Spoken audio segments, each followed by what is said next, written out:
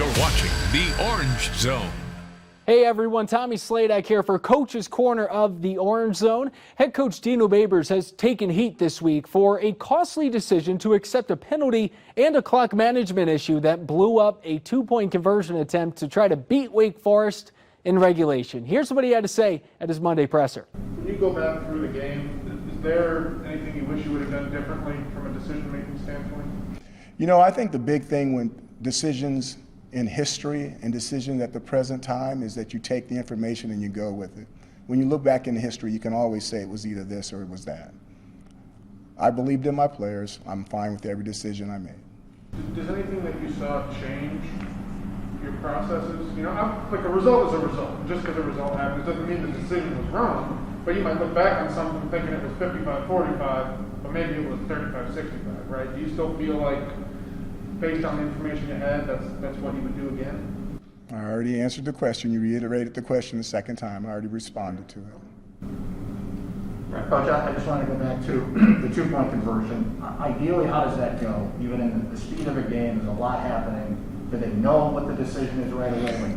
In an ideal situation, how does that Here's go? the deal. We were going to go for one because we're at home, and traditionally you play for one. The way we scored the touchdown, I felt like it was a huge momentum swing. And I'm like, you know what? Let's end this thing right now and go for two. Now, in doing that, you freeze the guys. If you watch we do the same mechanics every time. It's either one or two. You freeze the guys and you tell them, okay, we're going to go for two. We missed getting that ball off by 2 seconds. The celebration was a long celebration with Tucker. Getting the guys lined up and getting them geared up and get them ready to go, and there was not a great sense of urgency out there.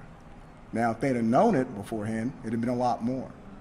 But in doing that, we didn't get it off, and then we backed it up and we kicked for the one. Watching the film again, I mean, hindsight being 2020, do you rush more than three on that play maybe? I mean, we could go through this a lot of plays. But. You know, watch this. We can flip it around. Watch this. Florida State, we should have rushed three and stayed back with 8, and the guy wouldn't have scrambled down the sideline. Everybody would have been drop zone. Then you flip it back around to Wake Forest. Oh my God, you can second guess all the time. You know what I mean? But the really cool thing about decisions is that when a decision has to be made, you have to make one and you have to own it. Okay? You don't get to sit back and on Monday decide whether it was right or wrong and do, you know, what some of you guys do. We don't get that opportunity. And I understand you guys have to do that stuff. But we needed a decision at that point, at that time. Something Sean Tucker was talking about was that, you know, the read option is not something which you guys have been working on all day, every day through training camp. That's something that's kind of arisen more recently since you started going with Shrader. You know, what is it about, I guess, both Garrett and Sean that make them so good at the read option? First of all, the read option has been with us since we've been here.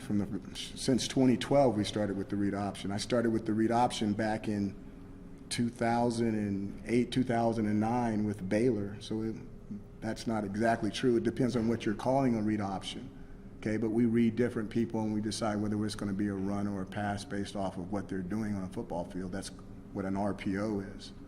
But I think that between a tailback and a quarterback, that they have to have a feel for each other when it comes to that. That mesh point is very, very delicate, whether I'm giving you the ball to run or whether I'm taking the ball from me to either run or do something else with it.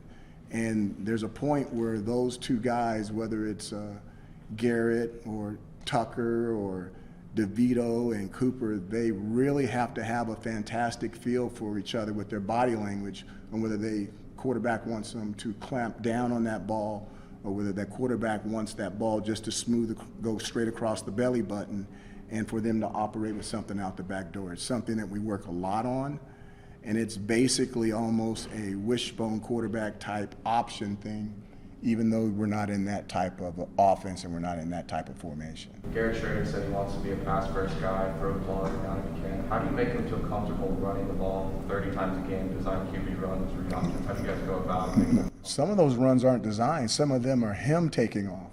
Okay, we haven't designed 30 runs for him to go. So he's making those decisions. All quarterbacks want to throw the ball. All receivers want to catch the ball in every snap, and all running backs want to run the ball in every snap. The really cool guys are the offensive linemen. They just do what the heck they're told to do.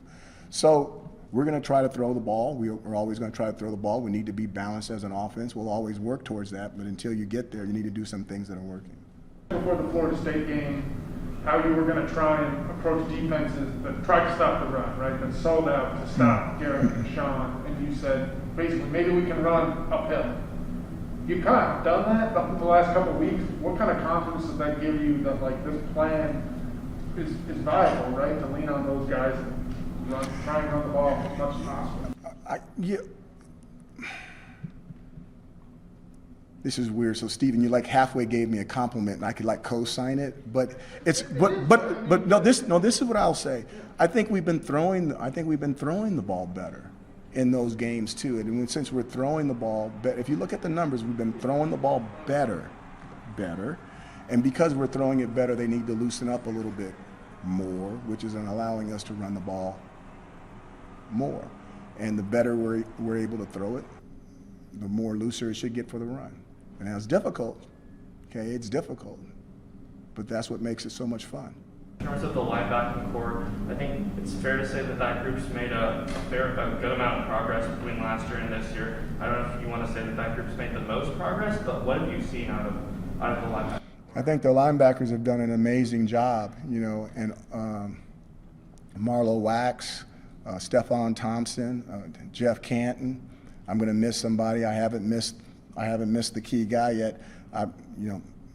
This is going to get announced coming up, but Mikael Jones just got voted defensive captain for the football team, so he'll be our defensive captain for the rest of the year, with the rest of the captains being announced this week on individual days. So they're an amazing group, and Mikael's the leader of those guys, and they're part of the spokes that make that wheel go over there. And we're excited that not only are they having an excellent year, but all of them are coming back. Coach, do you have any relationship with Dabo? And is there anything that you admire about him as a coach?